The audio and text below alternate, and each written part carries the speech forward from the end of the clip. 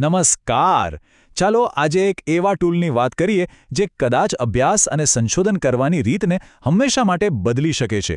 જરા કલ્પના કરો કે આપણી બધી જ નોટ્સ જે અત્યાર સુધી માત્ર શબ્દોનો સંગ્રહ હતી તે હવે આપણી સાથે વાતચીત કરી શકે અને આપણા સવાલોના જવાબ પણ આપી શકે.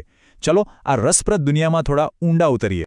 બસ આ જ એક જ સવાલ, આ જ આખી વાતનો પાયો છે. શું એવું બની શકે કે આપણે લખેલી નોટ્સ કે વાંચેલા પુસ્તકો આપણી સાથે વાત કરી શકે? વેલ, આ જ ક્રાંતિકારી વિચાર પર નોટબુક એલએમ કામ કરે છે. તો ચલો સૌથી પહેલા એ સમજીએ કે આપણી નોટ્સ સાથે વાતચીત કરવાનો અર્થ શું છે અને આ ખરેખર કેવી રીતે શક્ય છે. જુઓ, અત્યાર સુધી કેવું હતું? આપણી નોટ્સ બસ એકતરફી સંવાદ જેવી હતી. આપણે એને વાંચી શકીએ પણ એને કંઈ પૂછી ન શકીએ. પણ હવે આ સ્થિતિ બદલાવા જઈ રહી છે. તો સવાલ એ થાય કે આ સ્થિર નોટ્સને ગતિશીલ બનાવવી કઈ રીતે, અને જવાબ છે નોટબુક એલએમ. ચાલો સમજીએ કે આ શું છે અને તે કામ કેવી રીતે કરે છે. સાવ સરળ શબ્દોમાં કહીએ તો નોટબુક એલએમ એક પર્સનલ એઆઈ રિસર્ચ આસિસ્ટન્ટ જેવું છે. પણ તેની સૌથી મોટી ખાસિયત એ છે કે તે ઇન્ટરનેટ પરથી જવાબો નથી શોધતું, પણ ફક્ત અને ફક્ત આપણે જે ડોક્યુમેન્ટ્સ અપલોડ કર્યા છે ને એમાંથી જ માહિતી મેળવે છે. એટલે કે એનો સીધો મતલબ એ થયો કે દરેક જવાબ સંપૂર્ણપણે આપણા સંદર્ભ અને સામગ્રી પર આધારિત હશે. અને સૌથી મજાની વાત શું છે ખબર છે?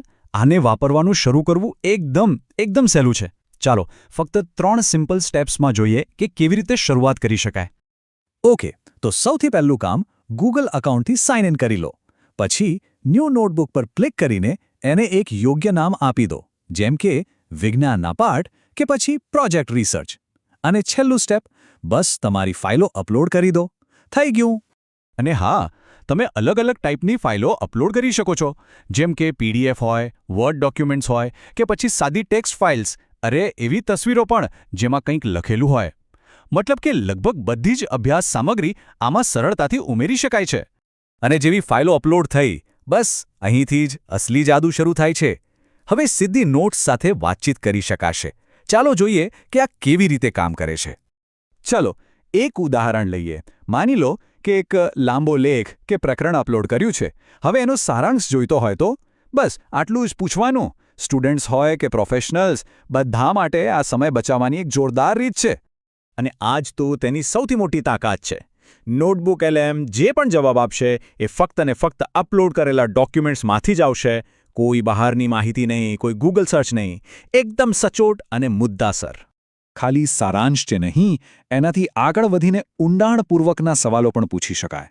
જેમ કે કોઈ ચોક્કસ ફકરાનો વૈજ્ઞાનિક અર્થ સમજાવો. આનાથી જટિલ વિષયોને સરળ બનાવવામાં ખૂબ મદદ મળે છે.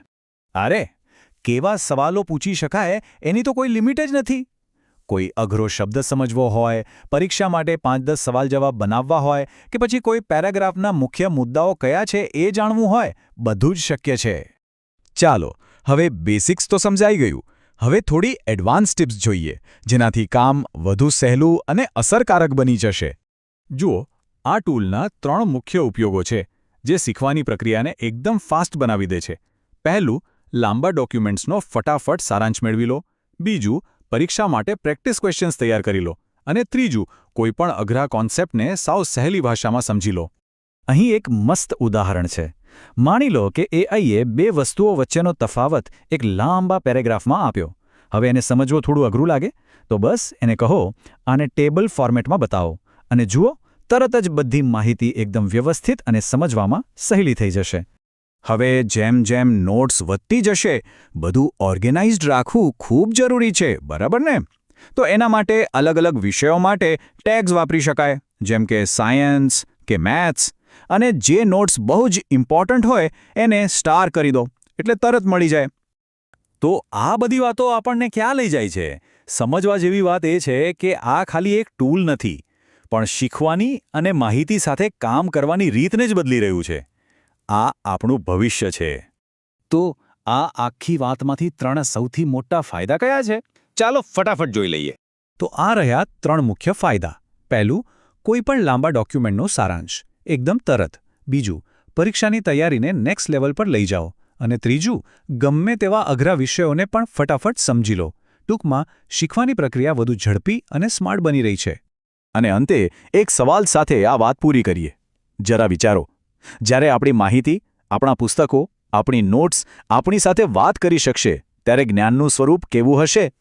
આ એક એવો સવાલ છે જે આવનારા સમયમાં શીખવાની અને સમજવાની આખી દુનિયાને એક નવો જ આકાર આપશે.